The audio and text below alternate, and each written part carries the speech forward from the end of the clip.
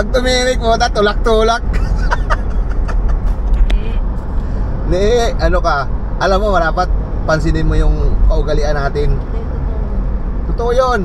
Ang hilig natin, maya na. Tapos, inggitero. Gusto, uy, ba't siya ganun? Ba't ako wala? Hatakin mo naman siya, crab mentality yun. Ganun yung ugali talaga ng Pinoy. Tapos pagdating sa pakinabang, unahan. Either pakinabang na pwesto, kalsada, basta gusto niya, umauna siya. Yan ugali ng Pinoy. Animal talaga ugali natin, ano? Mana-mana tayo lahat dyan eh. Walang magsasabing hindi ako kasali dyan, walang ganon. Baco or Las Piñas? Baco or Las Piñas, okay. Okay. Oo, yan ang original natin. Di ba sa pila, nag-overtake pa yan? O, di ba? Yung, kahit anong klaseng pila, gusto talaga makalamang.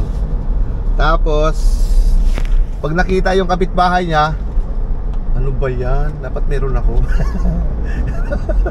Hatakin niya yun. Kumakain ito ng asin yata. Uy, mga kaibigan, nandito na tayo sa Talaba. Green shell. Talaba, mga kaibigan, Talaba ang pinto sa iyong mga mata. Nakaano na itong ano ko eh. Tsaka asin, di ba? O, anong asin at tsaka Mainit guys, kaya kailangan patayin ko muna yung aking camera. Nainitan na.